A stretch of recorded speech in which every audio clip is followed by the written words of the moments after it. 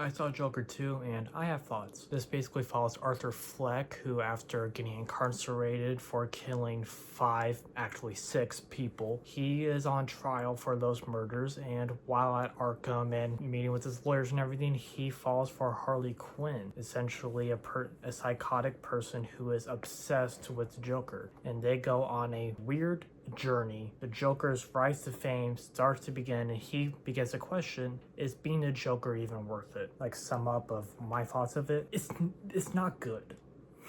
Like, it's not good, really. Like, narratively, it really muddles what it's trying to say, and it's really trying to like make you think that the first one is such an awful piece of art that you should never have liked in the first. You should have never have gave it Oscars. Like, basically this whole film is a straight up FU to Warner Bros. And I respect it.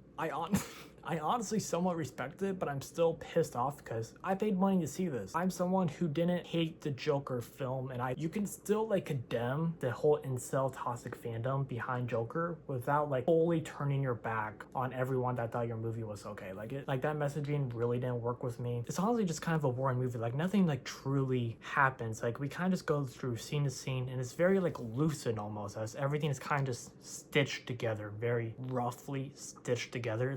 The musical aspects, like visually, like they look nice, but they're empty inside. Like, it's not like Todd Phillips is putting a lot of life into them. Like the production designer and cinematographer, they are amazing, but Todd is not really like giving it life. It's kind of just hollow. Like, it's a gorgeous movie, but it's really kind of hollow, as it doesn't like fully know what it's going to say besides F you for liking the first movie. Arthur is like really like, he is Joker throughout. Like, he's not really like the lovable Arthur Fleck who kind of like flinches at everything and is like super lovable and nice, but also a weirdo. Like, no, like he is not really the best like, he's very like, now that he has power, like now that he has respect from people, he has a little bit of power, like that kind of like wears on him a little bit. That's his mindset in the film, that he's essentially like, he's still a good person, he's still a good guy, but he has a lot more power than he was. Like, he's not alone anymore. That's what he's feeling. Lady Gaga goes in, and am I truly connected with these people, or are they wanting something different out of me? Because Joker has TV movies, he has all this stuff, but they're expecting him to screw the system. They're expecting him to be an anarchist, a terrorist. They're expecting all these things from him, but Arthur's an idiot. Like, he is. He's such low IQ that it's not even like funny. Very simple-minded. He's a simple man. He's essentially a nobody who just kind of had a bad few days, and a lot of information came at him, and he just snapped. And the way people treated him after he snapped, it gave him a false sense of reality, and he was like, man, people love me. They don't. They love the idea of someone who is screwing the system. Like, Joaquin's so good, but you're really like feeling for Arthur throughout the film. Like, it's hard not to.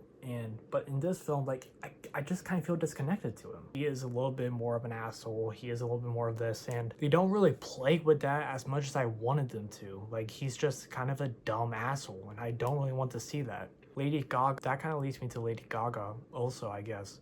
Lady Gaga really has nothing to do. At first, when we meet her, like, we're meant to believe that she was being as a child, that she lives in poverty, and that her mom had her committed. But Catherine Turner tells Joker, she is rich. She went to grad school for psychology. Both her parents are alive and well, and she committed herself to be with the Joker. And we never really get into Lady Gaga in that situation. Like, all we know is that information. And that's really all we know about her. We're never like looking at like how deeply she cares about the Joker, like why she cares so much about the Joker. We don't really know much about her mental state because it is kind of a lie. Like, everything that she told us before about her mental state was a lie, and that we never really get to know like the full truth of it. Honestly, just like kind of like shows up here and there. Like, she like shows up, she dances, she goes to a courtroom, she dances, she goes to the courtroom, she sings. Like, that's it. Like, she's not like a main character. Essentially what this is doing. And there are times where we are getting into Arthur like looking at himself and being like, man, I